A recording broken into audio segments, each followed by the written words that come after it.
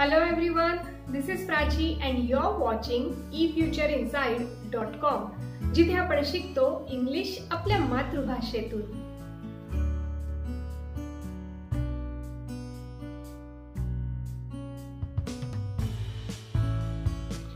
जे regular viewers आहेत त्यांना माहिती असेल की आतापर्यंत आपण मोस्टली सगळे इंग्लिश ग्रामर कव्हर केलं आहे. त्यात part of speech, tense, forms of verb असे जवळजवळ 100 व्हिडिओ आपण बघितले आहेत. आज आपण असे काही सेंटेन्स बघणार आहोत ज्याचा आपण रोजच्या बोलण्यात, ऑफिसमध्ये, घरी कुठेही वापर करू शकतो आणि ते बऱ्याचदा स्पेसिफिक कोणत्याही टेन्सच्या प्रकारात किंवा विशिष्ट फॉर्म्युला त्यांच्यासाठी नसतो. ते सेंटेन्स आपल्याला वारंवार ऐकून ॲज इट इज लक्षात ठेवायचे असतात आणि योग्य वेळेला त्यांचा वापर करून तुम्ही सहज समोरच्याला इम्प्रेसही करू शकतात. Okay, so let's get started. So first sentence is you are hoping against the hope.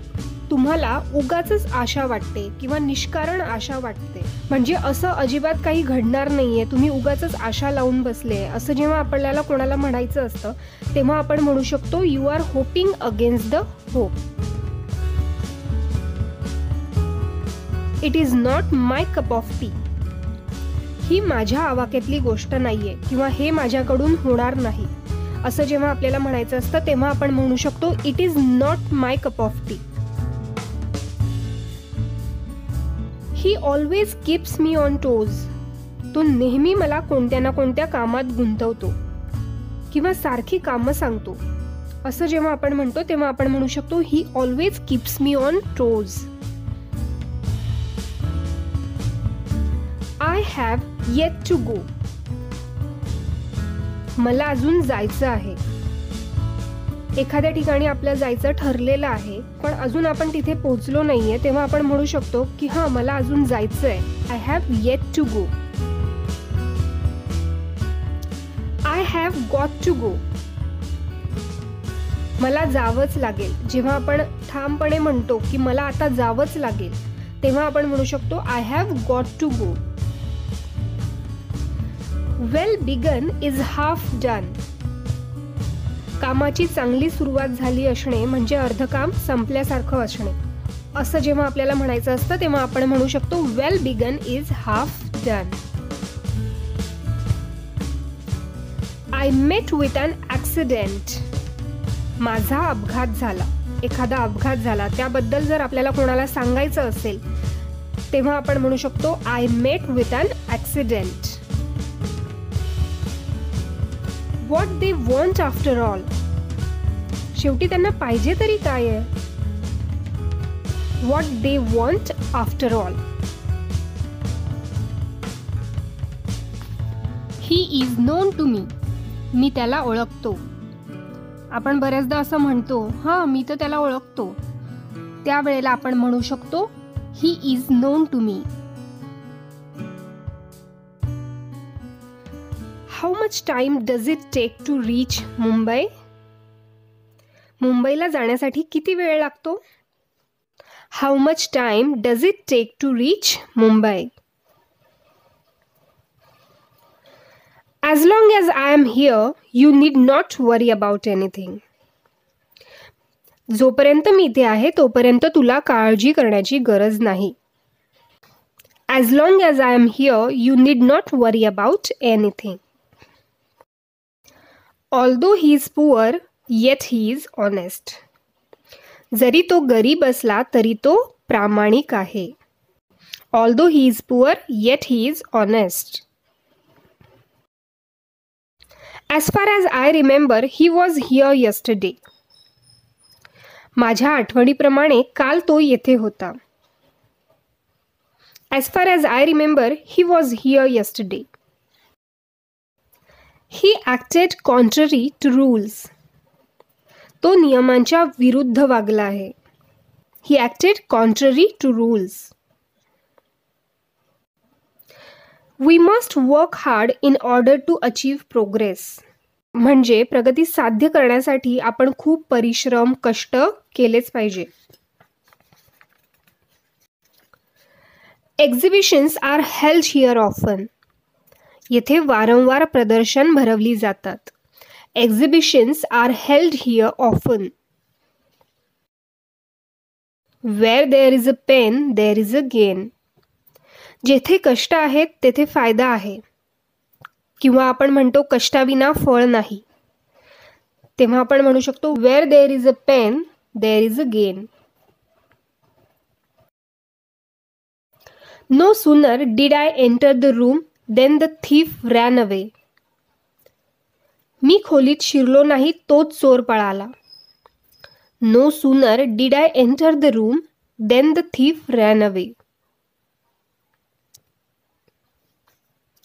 We should not lose our temper over trifles. क्षुल्लक गोष्टींसाठी आपण रागवता कामा नये.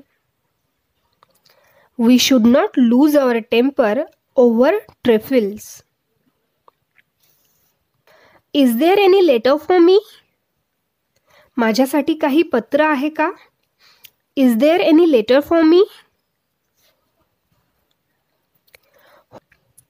Whoever plays well will win. जो कोणी चांगला खेळेल तो जिंकेल. Whoever plays well will win. Please wait for me till I return. मी परत येईपर्यंत कृपया माझ्यासाठी थांब. Please wait for me till I return. I was accompanied by my boss. मी माझ्या साहेबांच्या बरोबर गेलो होतो. I was accompanied by my boss. I am satisfied with your progress. मी तुझ्या प्रगतीवर समाधानी आहे. I am satisfied with your progress. We will be pleased to see you. तुला भेटून आम्हाला आनंद होईल. We will be pleased to see you.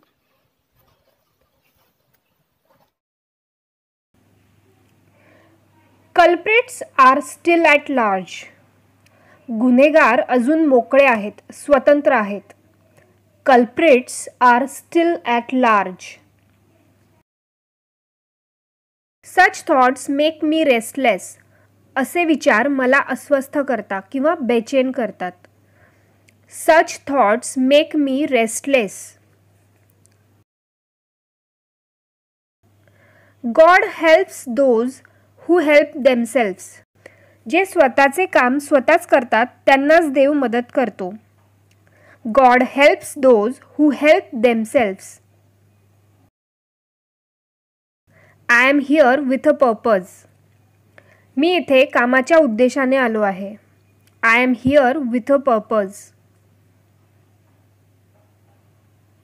What a pleasant surprise to find you here. तुला येथे पाहून मला खूप आनंद झाला किंवा सुखद आश्चर्य वाटलं. What a pleasant surprise to find you here. I have come straight to you. मी थेट तुझ्याकडे आलो आहे. I have come straight to you.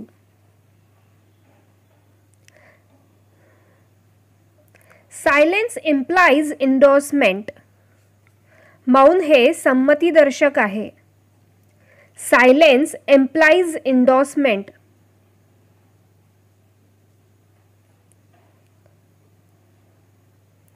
It will not cost the earth.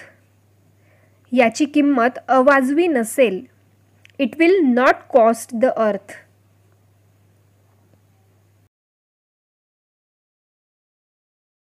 He is from a well-to-do family. तो संपन्न घराण्यातला आहे. He is from a well-to-do family.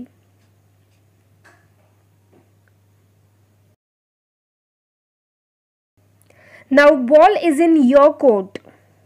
आता पुढील जबाबदारी तुझी आहे.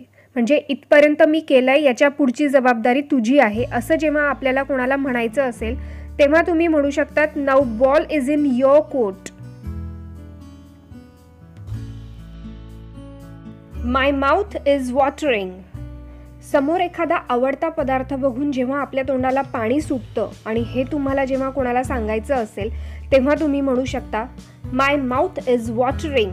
माझ्या तोंडाला पाणी सुटतं आहे. I take better leaf once in a blue moon. मी कधी कधी विड्याचं पान खातो. जेवणानंतर आपण जे विड्याचं पान खातो त्याला बेटल लीफ असं म्हणतात.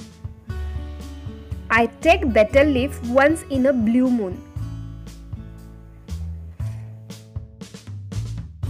Everything is in the hands of God. सर्व काही देवाच्या हाती आहे असं आपण बऱ्याचदा म्हणतो. सर्व काही देवाच्या हातात आहे. तेव्हा everything is in the hands of God असं आपण इंग्लिशमध्ये त्याला म्हणू शकतो. I am not after money. मी पैशाच्या मागे नाहीये. I am not after money. I am under डेप्ट. मी कर्जबाजारी आहे किंवा तुम्ही खूप लोन घेतलंय पण ते तुम्ही आता फेडू शकत नाहीये तेव्हा तुम्ही म्हणू शकतात आय एम अंडर डेप्ट. How much is this. याची किंमत किती आहे. एखाद्या वस्तूची किंमत विचारताना तुम्ही म्हणू शकतात how much is this.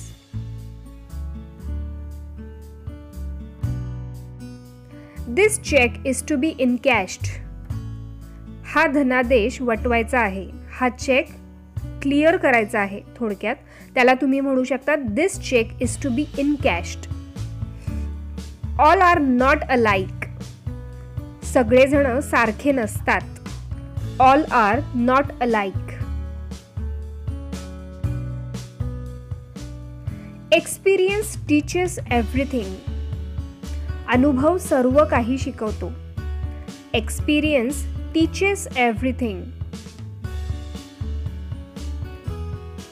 I am disappointed with your work. मी तुझ्या कामगिरीविषयी किंवा तुझ्या कामावर नाराज आहे. I am disappointed with your work.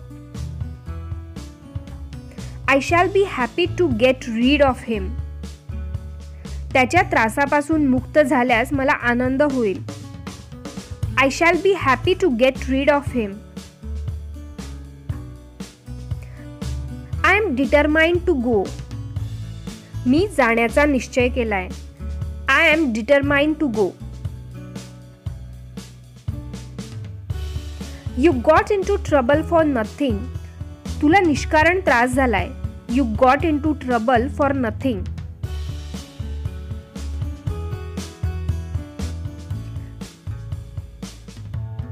We exchange hot words. आम्ही जोरात भांडण केलं.